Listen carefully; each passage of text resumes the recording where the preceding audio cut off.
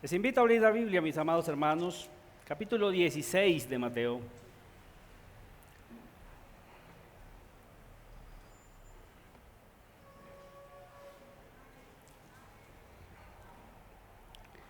Capítulo 16 de Mateo, y aunque como lo anunció nuestro hermano Wilson, vamos a estar viendo los versículos 18 al 20, sin embargo vamos a leer desde el versículo 13 hasta el 20 para recordar nuevamente esta sección.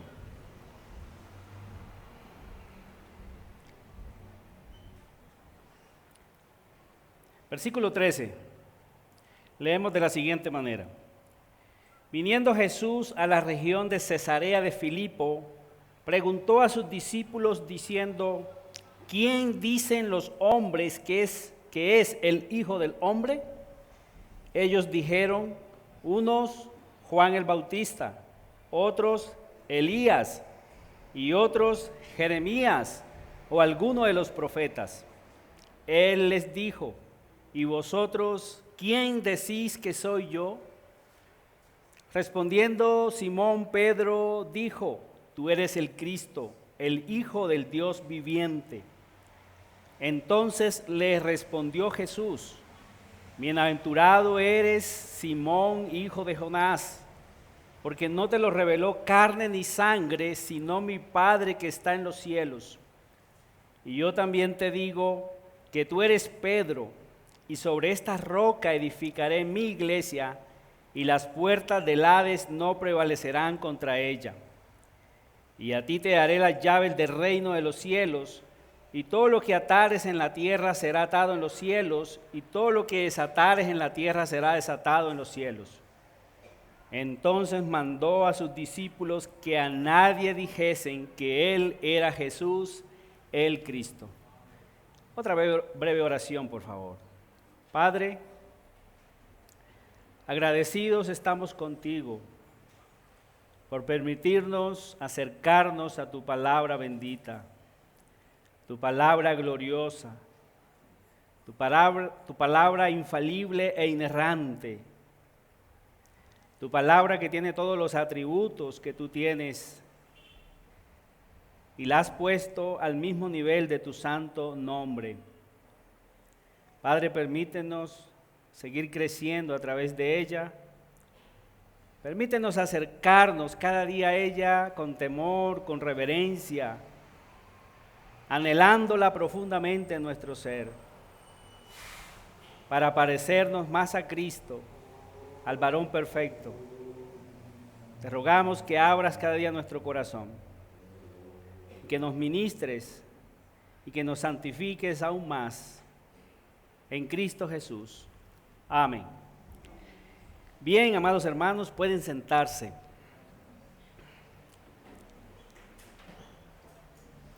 El título que le he colocado en esta noche a esta sección, que vamos a estar viendo los versículos 18 al 20, es El Gran Rey y la victoria de su iglesia. El Gran Rey y la victoria de su iglesia. Recordemos que en la sección anterior, de los versículos del 13 al 17, estuvimos estudiando esa maravillosa confesión sobrenatural de Pedro sobre Jesús acerca de quién era Él, es decir, cuál era su identidad. Jesús, un hombre de carne y hueso, parado frente a ellos, era el Cristo, el Mesías prometido en el Antiguo Testamento. Él es el ungido o enviado, el Salvador de los hombres que había venido.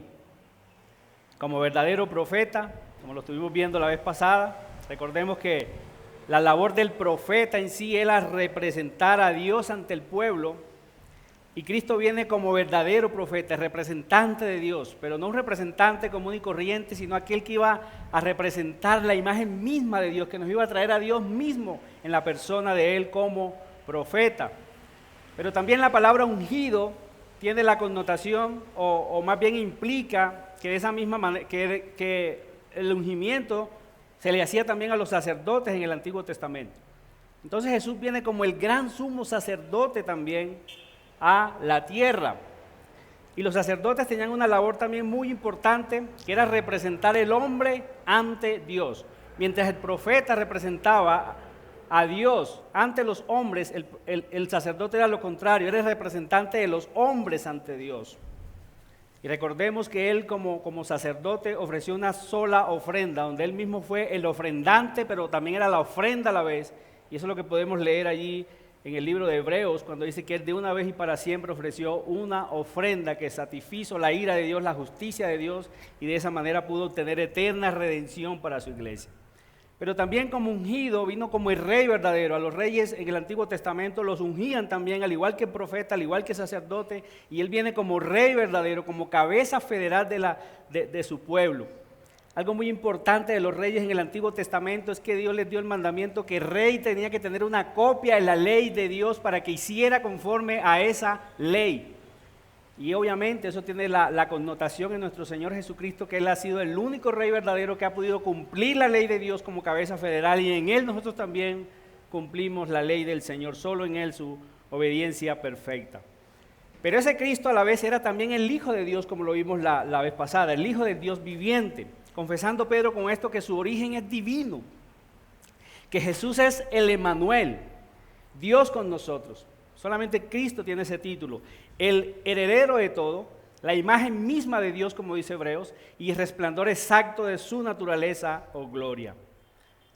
Después de semejante confesión, entonces, que Pedro hace en representación de todos los demás discípulos, y que esta confesión, como lo vimos, la hizo de manera sobrenatural, entonces viene la confesión de Jesús en respuesta a la declaración de Pedro, y por ende de todos sus apóstoles y de toda su iglesia en general. Pedro confiesa primero ante la pregunta de Jesús sobre quién es Él, y luego entonces Jesús responde con su confesión acerca de quién es Pedro y la iglesia en general. Es una confesión también sintetizada como la que vimos el miércoles pasado, pero es una confesión también extremadamente maravillosa que Jesús hace acerca de su iglesia.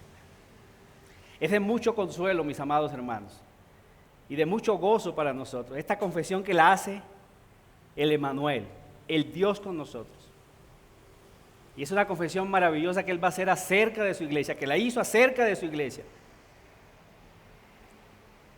Y eso es extremadamente maravilloso. Lo hemos quejado en 4 punticos. Este pasaje, versículos 18 al 20. El primer punto es la edificación de su iglesia, versículo 18. Número 2, estaremos viendo la prevalencia de su iglesia, versículo 18, la parte B. La edificación de su iglesia es la parte A, la prevalencia de su iglesia es la parte B. Como número 3, en el versículo 19, estaremos viendo la autoridad de su iglesia. Y como número 4, un mandato necesario en el versículo 20.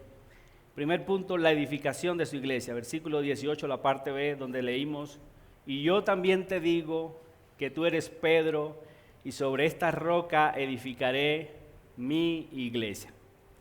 Creo que para la mayoría de los que estamos aquí no es un secreto que esta frase de la Escritura ha causado mucha controversia. Creo que ninguna otra ha causado tanta controversia como esta, ¿cierto? Sobre todo por lo que ha afirmado Roma basándose en esta expresión. Ellos, por ejemplo, enseñan categóricamente que con esta confesión nuestro Señor confirió a Pedro el primer lugar de honor y jurisdicción en el gobierno de toda su iglesia. Y que la misma autoridad espiritual ha residido en los papas como sucesores de Pedro. En consecuencia, dicen ellos, para ser buenos seguidores de Cristo, todos los cristianos deben estar en comunión con la sede de Roma, donde Pedro reina en la persona de su sucesor. De aquí han derivado obviamente que el Papa es la cabeza de la iglesia y no Cristo. Y obviamente, amados hermanos, si nosotros estudiamos las Escrituras de manera objetiva e imparcialmente, como un todo, y mirando sobre todo aquellos pasajes claros que hablan verdaderamente sobre quién es la roca y cimiento primario de la iglesia, nunca llegaríamos a esa conclusión que ha llegado el catolicismo romano. Sin embargo, también ese temor de caer del lado de Roma ha llevado a muchos a torcer este texto y a negar su interpretación más correcta. Hay algunos que a la manera de interpretar este texto, enseñando, han dicho que lo que Jesús hizo allí fue como una señal. Él dijo, por ejemplo, tú eres Pedro y sobre esta roca edificaré mi iglesia, que eso fue lo que hizo el Señor. Pero creo que es una interpretación muy facilista que de verdad no revela el corazón de este texto. Otros argumentan que lo que hay aquí es un juego de palabras entre la palabra Petros, que significa roca pequeña, y Petra, roca grande. Pero ¿cuál es el problema con esa interpretación? Que en las Escrituras vamos a encontrar que esto se usa indistintamente, tanto Petros como roca, como Petra se utilizan indistintamente, entonces no es un argumento muy fuerte para nosotros interpretar este texto. Espero que esta noche no me quieran apedrear algunos aquí, que me esperen hasta el final. Pero, ¿qué es lo que significa realmente este texto? De todos los comentarios que vi ortodoxos,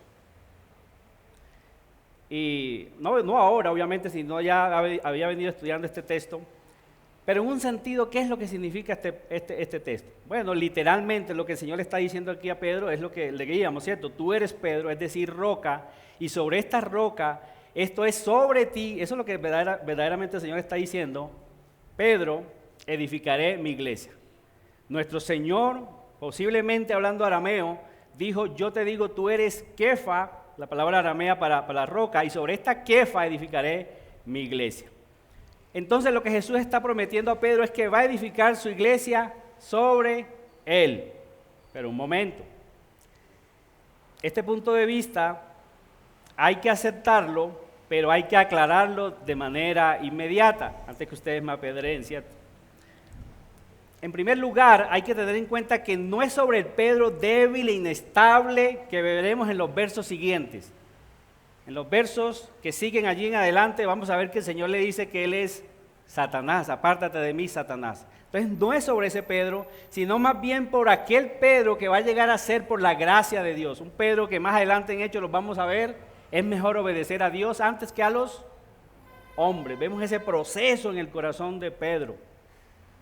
Tampoco es sobre aquel Pedro considerado completamente solo, como cree Roma, sino que es una autoridad que se confía a los 12. Esta autoridad que Jesús le está dando aquí a Pedro, en realidad se le está confiriendo a los 12 apóstoles, incluido a Pablo, que llegaría tiempo después, ahí como lo relata el libro de los Hechos. Entonces no significa que él comenzaría a señorear sobre las demás personas como un dictador romano, como lo cree Roma. No es de esa manera. Ni tampoco, y último y más importante de todo lo que he dicho, es que no sobre Pedro como fundamento básico. Eso es importante que lo entendamos. No está haciendo esta confesión el Señor sobre Pedro como fundamento básico, que él sea lo básico, lo esencial. Es decir, que el Señor no va a fundar su iglesia sobre Pedro como elemento básico o esencial. En ese sentido, y escúchenme bien, solo hay un fundamento. ¿Cuál es? ¿Quién es? Cristo el Señor.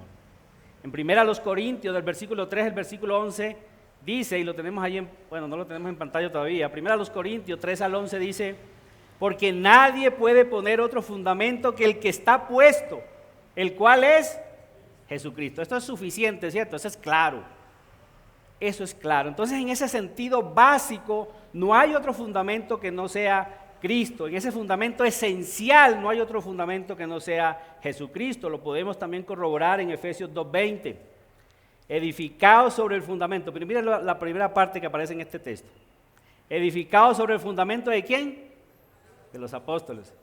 O sea que ellos sí son un fundamento. Edificados sobre el fundamento de los apóstoles y profetas, siendo, pero ahí aclara el texto inmediatamente, la principal piedra del ángulo, ¿quién? Jesucristo mismo. Cuando Pedro escribe su primera carta, en el capítulo 1, versículos del 4 al 5, dice de la siguiente manera, acercaos a Él, hablando de Cristo, piedra viva, desechada ciertamente por los hombres, mas para Dios escogida y preciosa. Versículo 5 dice, vosotros también, como piedras vivas, sed edificados como casa espiritual y sacerdocio santo, para ofrecer sacrificios espirituales aceptables a Dios por medio de Jesucristo. Entonces, en un sentido secundario, mis amados hermanos, es completamente legítimo hablar de los apóstoles como el fundamento de la iglesia. Voy a repetir otra vez eso. En un sentido secundario, es completamente legítimo hablar de los apóstoles como un fundamento de la iglesia. Apocalipsis en el capítulo 21, el versículo 14 lo podemos corroborar. Apocalipsis 21, 14 dice de la siguiente manera: y el muro de la ciudad tenía 12 cimientos, y sobre ellos los 12 nombres de los apóstoles del Cordero. Es claro, ¿verdad? El muro de la ciudad tenía 12 cimientos. ¿Y cuáles son esos cimientos? Bueno, ahí están el nombre de los 12 apóstoles del Cordero. Es más o menos como un edificio. Si nosotros miramos este edificio, pues aparentemente, o verdaderamente, perdón, no aparentemente, sino verdaderamente, vemos que estas columnas están sosteniendo este edificio. Pero si escarbáramos un poco más, vamos a encontrar que estas columnas están sobre otra base más fuerte, o posiblemente estarán en la roca, se han cavado bastante, ¿verdad? Y ahí están estas columnas. Es más o menos la idea aquí. Ellos son un fundamento, pero si escarbamos más abajo, si miramos más abajo, el fundamento pleno, el fundamento básico, esencial, es Cristo Jesús. Espero que me esté haciendo entender en esta noche, porque son muchos los que han torcido este texto con el miedo a que los cataloguen, que ellos están creyendo la doctrina romana. Entonces, en este nombre estricto, solo los apóstoles tienen ese título de apóstoles, quienes tuvieron la tarea de poner los cimientos de todos los siglos. Eso lo podemos comprobar en las cartas y todo lo que ellos hicieron. Por medio de la revelación que Cristo les dio, los creyentes de todos los siglos tienen comunión con Jesucristo y solo ellos siguen siendo los apóstoles en el día de hoy. ¿Hay apóstoles en el día de hoy, como alguien preguntó? No, sí, los que escribieron esta Biblia. Sí hay, los que escribieron esta Biblia, esos 12, solamente ellos, no hay más. Ellos colocaron el fundamento. Entonces, al ser los comisionados fueron comisionados directamente por Él y ser testigos de su resurrección. Esa era una característica que tenían que tener los apóstoles. Ser testigos directos, presenciales del llamado de Cristo, pero también de su resurrección. Por eso Pablo, vamos a leer ahí en una de sus cartas, que él dice como un abortivo, ¿verdad? El Señor se le apareció a él, porque él obviamente no estuvo de manera presencial en el ministerio terrenal de Cristo. También hicieron milagros y señales como muestra de la aprobación de Dios. Dicho eso, entonces miremos la siguiente frase que dice, edificaré, que dice nuestro texto. Tú eres Pedro, y sobre esa roca, ¿qué dice? Edificaré, una palabra muy importante que encontramos en nuestro texto. ¿Cómo va a edificar el Señor su iglesia? Solamente hay una forma. A través de la predicación de la palabra de Dios. No hay otra forma. Solamente a través de la predicación de la palabra de Dios somos edificados. Es más, la predicación fiel es la señal más distintiva de una iglesia sana. La predicación fiel de la palabra de Dios es la señal distintiva por excelencia de una iglesia sana. La predicación es el gran medio para edificar, mantener y capacitar a los creyentes a fin de que sean como Cristo, a la estatura y a la medida del varón perfecto, como también lo relata la Escritura. Por eso, hermanos, es un gran pecado hablar de otra cosa en los púlpitos que no sea de la palabra de Dios. Perderían ustedes el pasaje al venir aquí. La iglesia, obviamente, es de origen sobrenatural y por lo tanto debe ser alimentada o edificada sobrenaturalmente, es decir, por la palabra de Dios. No con ideologías y filosofías mundanas que suenan muy bonitas y novedosas. De hecho, amados hermanos, cuando miramos la historia de la iglesia, los errores doctrinales y demás han venido cuando el hombre ha metido su mano abandonando la palabra de Dios. El hombre abandona la palabra de Dios y viene con sus ideologías entonces en la iglesia, y es cuando se han proliferado y han salido los errores doctrinales de ella. No hay otra manera de que el Señor edifique su iglesia sino a través de la predicación. Qué necesaria es la predicación en nuestras vidas para ser edificados. Qué importante es nosotros exponernos a las Escrituras cada vez que nosotros convocamos como iglesia para que tú vengas y escuches la palabra de Dios. Pero miren la expresión que sigue: edificaré mi iglesia. Mi iglesia. Esa expresión, amados hermanos, provoca o debe provocar en nuestras vidas mucho consuelo y muchísima alegría. Que Jesús nos considere su iglesia. Su iglesia. Es decir, que le pertenecemos, que somos su posesión preciosa, su posesión adquirida.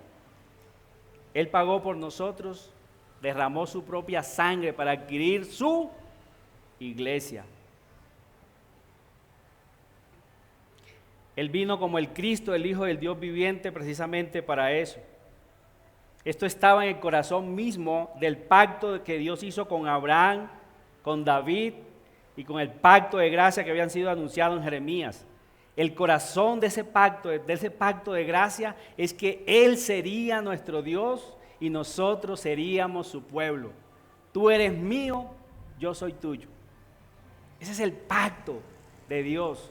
Es el pacto entre esposos prácticamente, es lo mismo. Acuérdense que el matrimonio refleja la unión de Cristo y su iglesia. Y ese es el pacto que hacemos cuando nos casamos. Yo soy tuyo, tú eres mía. Ese es el corazón del pacto, mis amados hermanos. Que el Dios, el Todopoderoso, el Creador de todas las cosas, diga: tú eres mío y yo soy tuyo. Eso es precioso. Y eso está ahí, hermanos, implícito en esa expresión: edificaré mi iglesia. Somos indudablemente su cuerpo, como lo relata la Escritura, donde Él es la cabeza. Somos el templo donde Él habita, la nueva Jerusalén o la Jerusalén de arriba, su esposa, sus elegidos de todos los tiempos y edades, de toda lengua y nación. Esa es la iglesia del Señor, todos los elegidos de todos los tiempos, de todas las lenguas, de todas las naciones. Y también dice que somos columna y sostén de la verdad. Eso es lo que dice la Biblia, el mismo Señor acerca de su iglesia. Pero esa expresión, mis amados hermanos, de mi iglesia, implica que hay iglesias que no son de Él. Mi iglesia, esta es mi iglesia. Así como hay otras esposas que obviamente no son mi esposa es una sola. Así Cristo también tiene una sola esposa, pero hay otras esposas que no son de Él, hay otras iglesias que no son de Él, por muy bonitas que se vean externamente, por mucha música que tengan, muchas actividades, que tengan danzas, sus edificios son hermosos, con parqueaderos, con luces, tienen apóstoles, tienen profetas, pero no son sino sinagogas de Satanás. Él tiene solamente una iglesia, una sola iglesia, y esa es la que Él está edificando. Edificaré mi iglesia. Implica también, amados hermanos, esa expresión de mi iglesia, que no deben de haber cristianos ruedas sueltas, sin pertenecer a ninguna iglesia. No existe tal cosa. Yo soy cristiano pero no me congrego. Yo sigo al Señor pero a mi manera. No existe tal cosa. En las Escrituras no existe tal cosa. Implica también, amados hermanos, la importancia entonces de la membresía y el respeto y aprecio que le debemos de tener a la iglesia como la esposa de Cristo.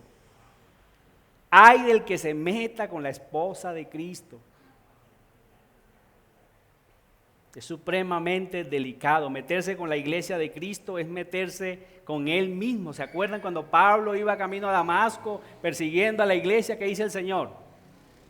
Pablo, Pablo, ¿por qué me persigues? Pero ¿a quién iba persiguiendo Pablo? A la iglesia. Entonces es supremamente delicado porque es la iglesia, es mi iglesia. Entonces, amados hermanos, el cristiano genuino buscará pertenecer y congregarse a una iglesia bíblica para ser aún más edificado, conociendo a Dios y ser estimulado a las buenas obras. Así le toque cruzar toda la ciudad para encontrar esa iglesia. Y quiere congregarse en una iglesia donde él sea edificado, donde haya predicación fiel de las Escrituras, donde Cristo sea expuesto y la belleza y la gloria de Cristo sea expuesta en la predicación. Eso es lo que él anhela en su corazón. La iglesia, obviamente, amados hermanos, tiene su origen en Dios. Es el Señor aquí que está diciendo que va a edificar su iglesia de manera sobrenatural.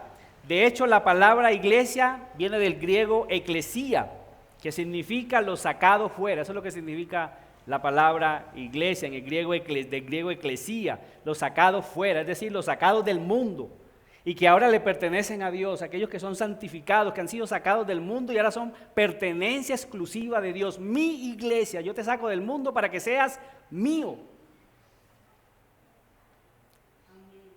Es su posición exclusiva. Y por eso es que dice, las puertas del Hades no prevalecerán contra ella. Y precisamente eso es lo que me lleva a mi segundo encabezado. Las puertas del Hades no prevalecerán contra ella. Tú eres Pedro, sobre esta roca edificaré mi iglesia y las puertas del Hades no prevalecerán contra ella. Eso es obvio, ¿cierto? Si el Señor es el Todopoderoso, si Él es el Hijo del Dios viviente, y en su cimiento más profundo está Él, Él es la roca inconmovible de los siglos, Él es el fundamento principal. Es obvio entonces que las puertas del Hades no van a prevalecer contra su iglesia. Y eso es lo que podemos titular la prevalencia de su iglesia. Estas palabras de Cristo, amados hermanos, indudablemente garantizan su permanencia en este mundo. Es una promesa de victoria que se repite frecuentemente en todo tiempo. Se repite mucho en las Escrituras. Esta expresión también garantiza su pureza y santidad en medio de un mundo lleno de tinieblas. Las puertas del Hades no prevalecerán contra su iglesia. El mundo entero será engañado, pero los hijos de Dios no. Los falsos profetas, los falsos apóstoles engañarán a muchos. Dice la Escritura que de ser posible también lo haría con los verdaderos, pero eso indica que no va a ser posible. Las puertas del Hades no prevalecerán contra su iglesia, aunque se levanten enemigos como Nerón, enemigos feroces que la quemen, que la desprecien, que la crucifiquen, la echen a las fieras, venga la angustia, la tribulación, el hambre o desnudez, peligro, espada o alguna otra cosa creada, amados hermanos, nada nos podrá separar de su amor, como lo dice Romanos en el capítulo 8. Apocalipsis en el capítulo 12, del versículo 10 al 11, dice de la siguiente manera: entonces oí una gran voz del cielo que decía: ahora ha venido la salvación, el poder y el reino de nuestro Dios y la autoridad de su Cristo, porque ha sido lanzado fuera el acusador de nuestros hermanos, el que los acusaba delante de nuestro Dios día y noche. Versículo 11. Y ellos le han vencido por medio de la sangre del Cordero y de la palabra del testimonio de ellos, y menospreciaron sus vidas hasta la muerte. La muerte lo único que puede hacernos es entregarnos en las manos de nuestro Creador. Ni la vida ni la muerte, dice Pablo allí, nos podrá separar de su amor. Y eso también me lleva a mi tercer encabezado, la autoridad de la iglesia. Versículo 19 y dice: y a ti te daré las llaves del reino de los cielos, y todo lo que atares en la tierra será atado en los cielos, y todo lo que desatares en la tierra será desatado en los cielos. Otro texto muy controversial, ¿cierto? Muy mal interpretado. Muchos lo relacionan con atar y desatar demonios, que eso fue la autoridad que Dios nos dio. ¿Viste? Tú puedes atar demonios. Hay gente que está atando al diablo, pero no sabemos quién lo desata porque anda suelto. Pero este texto, amados hermanos, también lo encontramos en Mateo 18, también lo vamos a encontrar. Y dice también lo mismo: de cierto os digo que todo lo que atéis en la tierra será atado en el cielo, y todo lo que desatéis en la tierra será desatado en el cielo, en un contexto de disciplina. En un contexto de disciplina. Entonces, cuando analizamos el cumplimiento de esta expresión, a ti te daré las llaves del reino de los cielos, a lo largo de la revelación bíblica encontramos su cumplimiento, por ejemplo, en el hecho de que Pedro fue el encargado de abrir el reino a las 3 clases de personas que se creían que existían ahí en la época del Nuevo Testamento, allí cuando Cristo viene. Esas 3 clases de personas eran los judíos, los samaritanos y los gentiles. Esas eran las 3 clases de personas que según los hombres existían en el mundo. Y cuando leemos el libro de Hechos, acuérdense que esto lo digo porque hay una regla, nuestra confesión de fe la dice, en el artículo 1, en el párrafo 9, dice que hay una regla infalible de interpretación bíblica. ¿Se acuerdan cuál es? La Biblia interpreta la Biblia. Eso se llama la analogía de la fe.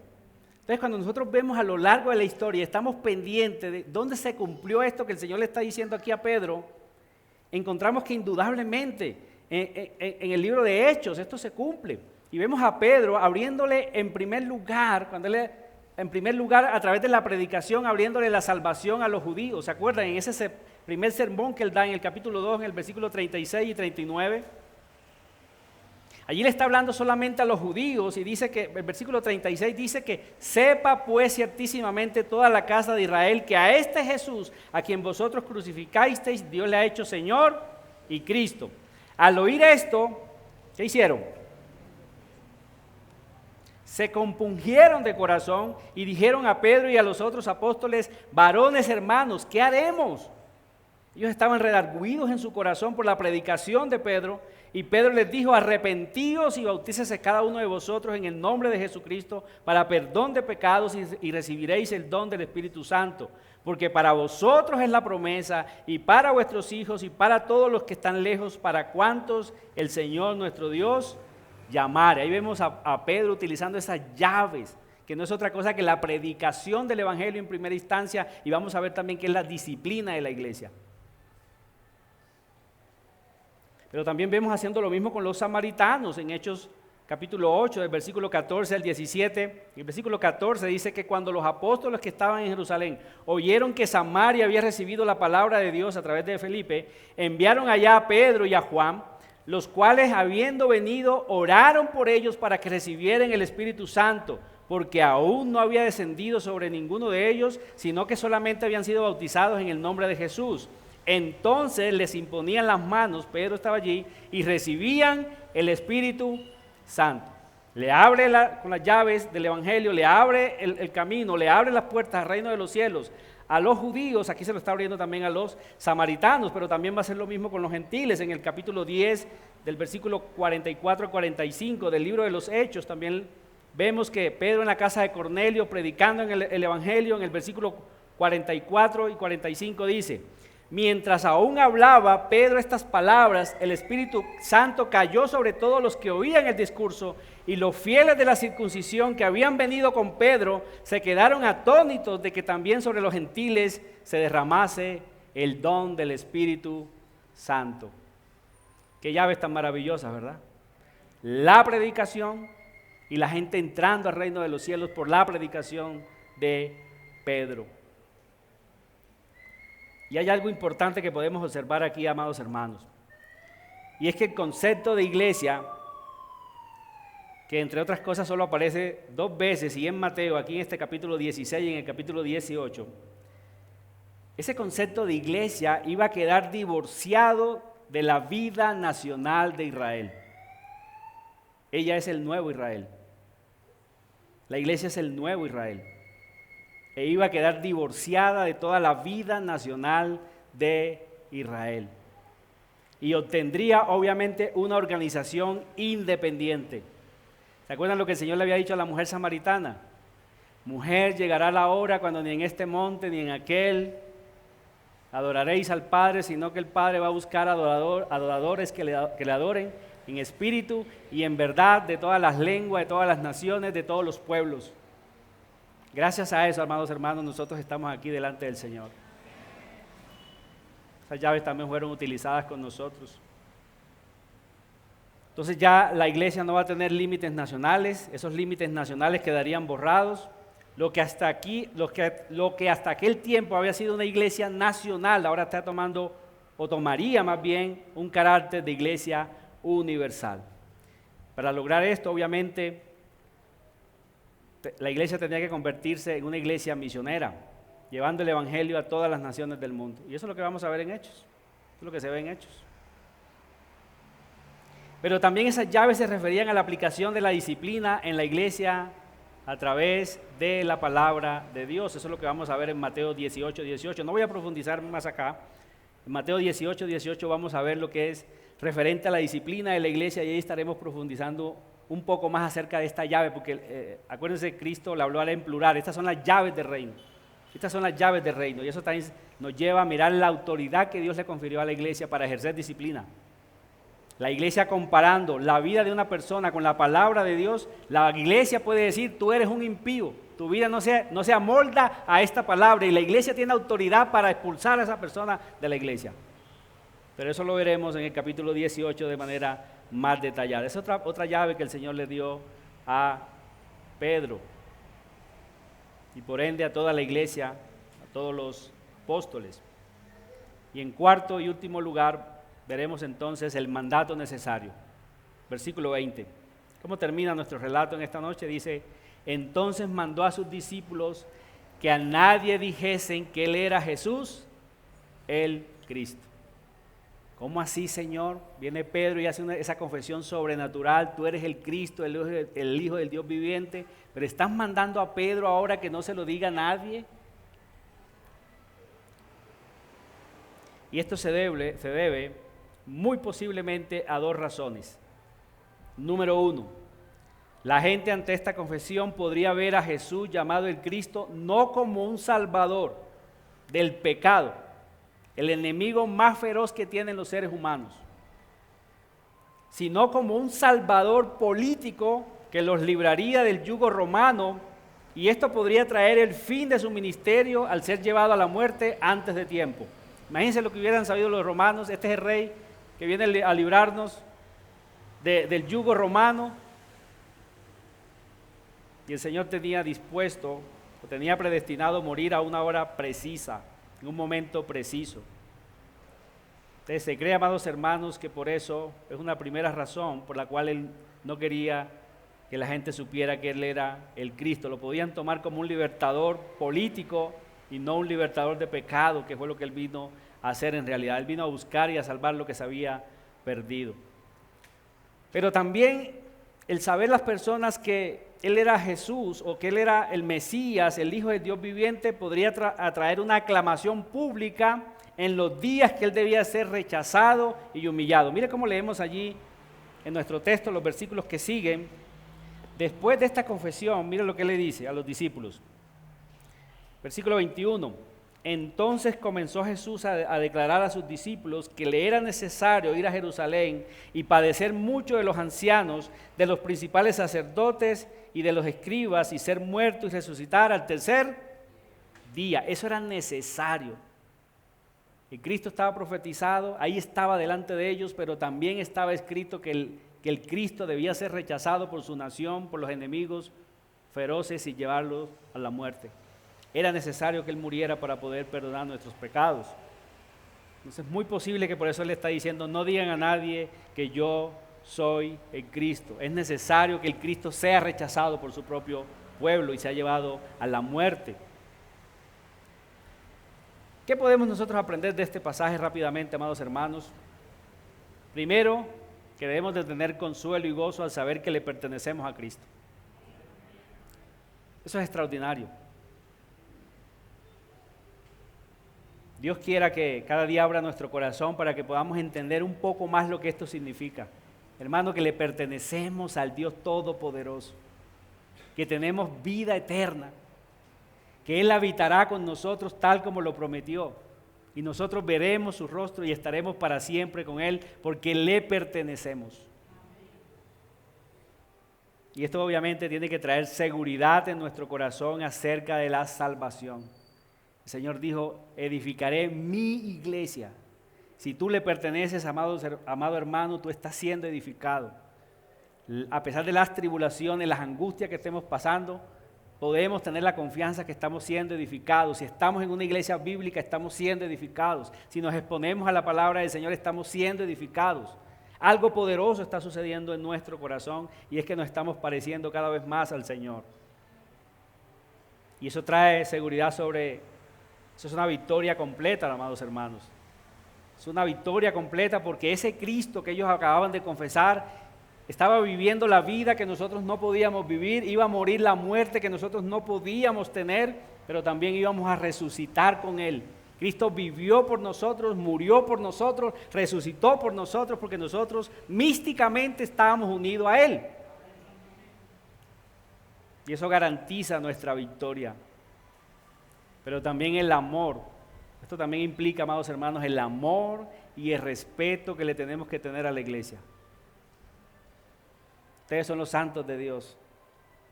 Que Dios me libre, amados hermanos, de yo un día meterme con ustedes.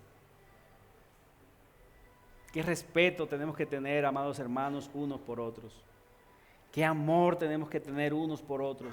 Le pertenecemos a un Rey todopoderoso. Qué bueno, amados hermanos, estimularnos unos a otros a las buenas obras.